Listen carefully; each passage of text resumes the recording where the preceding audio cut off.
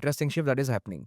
What I'm noticing is all the entertainment category people, the chances of getting a follow has become lower. Okay. All the people who are doing extreme subject matter expertise content, the chances of getting a follow is higher. Why? I saw a content of Sindhu. I like his way of giving a point of view, let's say. I will go to his feed. I went to his feed. I saw that, okay, he just talks about creator economy, whatever, whatever. It makes sense to me. I'll hit a follow. Before it was separate. Before it was, I liked one content and I was just clicking on follow. Right now, it is not that. Point number two. I think what is happening is beforehand, as a viewer, you had 5 creators to follow, let's say. Right now, you have 20,000 creators to follow. So you will be more conscious about who you're following. Right. Beforehand, people were not doing Everybody are research creators today. because everybody are creators right Everybody, now. every Tom, Dick and Harry. Yeah. Exactly. So now I think what is happening is we have to change the way we look at things. Absolutely. Yeah. What brands are doing right now, I have noticed brands are divided into two parts. There are brands who want followers plus viewers. Then there are brands who are like, I don't care about followers. Views matter. I will check last 5 views ka average. If it is this much of threshold and if the money I'm paying is this much, they calculate something called CPV, which is cost per view. They will divide the amount they are giving it to you and how many average followers, average views you are getting. If the CPV is 0.5 so lesser, your chances to get that deal is higher. This is the basic math of India at this point of time. Then there are brands who want 0.2 CPV as well.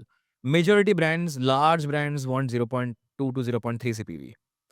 Now what happens is in this conversion, followers are not taking a place.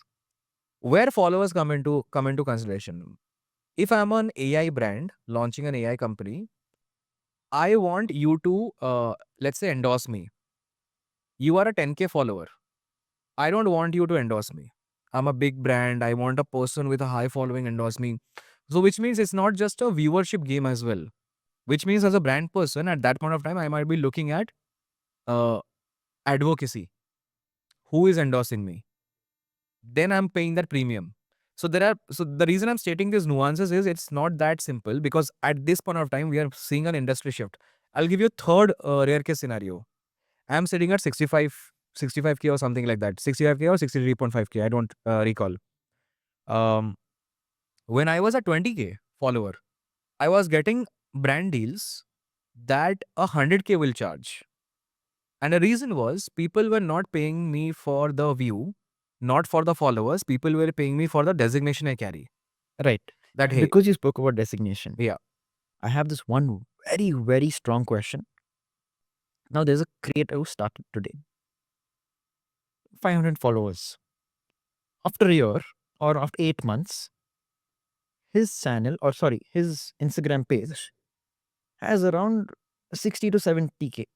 And he's been posting consistently and everything. And after he hits 70K, he starts posting videos on how to get to 70K. That also becomes famous. You get it? You get what I'm trying to ask? So, So why before what was he posting? Before doing how to grow, what was he posting? normal stuff, his daily life, Daily like life.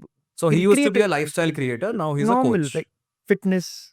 I've got, he would have got 2-3 abs more, or workout, or high rocks. You get what I'm trying to tell you, right? For your page. So he, after 70 or 80K, he starts talking about himself on how he got to 80K. And a lot of creators are doing that today. And how do you differentiate yourself between them? I mean, even they are telling, okay, I'll tell you how to get to 80K. Post consistently, because that's the keyword. Post consistently. But that's easy said than done. Yeah. Right? No. How do you actually differentiate between that? What do you have to say? Should I speak my analogy, what I'm doing for myself, or on the behalf of how Both. people should? Both. I mean, So see, the point is, I have always believed in one thing, and a lot of people might not agree. And it's fine because I also I've changed my thought with time is your pedigree in the initial years will be easy to collect because later when you age with time, it is harder for you to crack a company. It is very, very hard. right. Because all the companies want Gen Z in their team, and that's a great thing to do. But once you grow older, once you are 30 plus, it is harder to get into the same company. Now imagine you join a Google right now, let's say. For the whole life you are set. No one is going to take that designation away from you. I'm an ex-Googler, ex-Googler, ex-Googler. Let's say if you don't join that right now, nothing wrong in that. You started your own agency, your own company, your own community, nothing wrong. But you still will. So I call it the safety deposit, the fixed deposit. You don't have a fixed deposit right now. So when in 30s, when all the Googlers have become content creators, it will be harder for you to Yeah, compete. exactly. That's what I want to ask, because everybody have like 100K, 60K, 70K, and today they're teaching people how to get there. Exactly. I mean, it's easy to teach, but it's difficult to do. 100%. Right. 100%. And it will be hard for you to compete because Yeah. now when a person, like right now, what is happening? The designation folks have not come in. Health creators were talking about health. Everybody are talking about health, but they don't have like a backing. Like a backing. Exactly. Imagine all the doctors start talking about health. Yeah, Now it exactly. will be hard for you to compete. Absolutely. That's what I want to know. Now the point is, you can't compete without a pedigree. That is 100% sure. You can't compete. Exactly. Because just because you get a couple of abs or you've built a body, you can't actually go and be someone's physio or anything that, for a Exactly. matter of fact. Exactly. You need to have a science backed degree. I'm not talking about coaching or training. That's because he's gone through it.